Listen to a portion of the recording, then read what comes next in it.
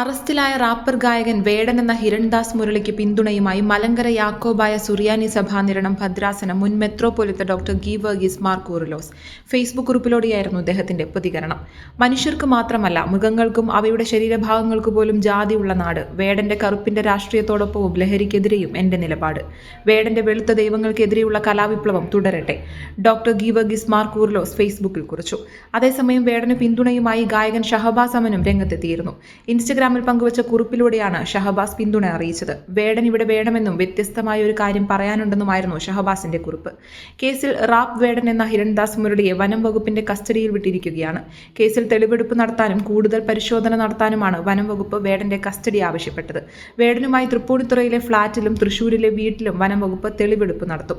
ഇവിടങ്ങളിൽ കൂടുതൽ പരിശോധനയും നടത്തും. പുലിപ്പല്ല് ലോക്കറ്റിൽ മോഡിഫിക്കേഷൻ ചെയ്ത തൃശൂർ വിയ്യൂരിലെ ജ്വല്ലറിയിൽ എത്തിച്ചും വേടനുമായി അന്വേഷണ സംഘം തെളിവെടുക്കും. അതിനിടെ വനം വകുപ്പ് കേസിൽ വേടൻ ജാമ്യാപേക്ഷ നൽകിയിട്ടുണ്ട്. മെയ് 2 കോടതി ജാമ്യാപേക്ഷ പരിഗണിക്കും. കഴിഞ്ഞ ദിവസം തൃപ്പൂണിത്തുറയിലെ ഫ്ളാറ്റിൽ വെച്ചായിരുന്നു കഞ്ചാവ് ഉപയോഗിക്കുന്നതിനിടെ വേടനെയും ഒപ്പമുണ്ടായിരുന്ന 8 പേരെയും പോലീസ് അറസ്റ്റ് ചെയ്തത്. ഫ്ളാറ്റിൽ നിന്ന് 6 ഗ്രാം കഞ്ചാവും പിടിച്ചെടുത്തിരുന്നു. ഇതിനിടെയാണ് വേടൻ ധരിച്ചിരുന്ന മാലയിലെ പുലിപ്പല്ല് പോലീസിന്റെ ശ്രദ്ധയിൽപ്പെട്ടത്. തുടർന്ന് വനം വകുപ്പിനെ വിവരം അറിയിക്കുകയായിരുന്നു.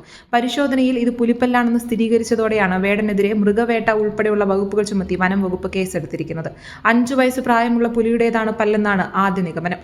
ഇതോടെ കഞ്ചാവ് കേസിൽ ജാമ്യം ലഭിച്ചെങ്കിലും വേടൻ വനം വകുപ്പിന്റെ കസ്റ്റഡിയിലായി. തുടർന്ന് വേടന്റെ അറസ്റ്റ് രേഖപ്പെടുത്തിയ ശേഷം കോടതിയിൽ ഹാജരാക്കുകയായിരുന്നു. തമിഴ്നാട്ടിലെ ആരാധകനാണ് പുലിപ്പല്ല് സമ്മാനിച്ചതെന്നാണ് വേടന്റെ ഒടുവിലെ മൊഴി.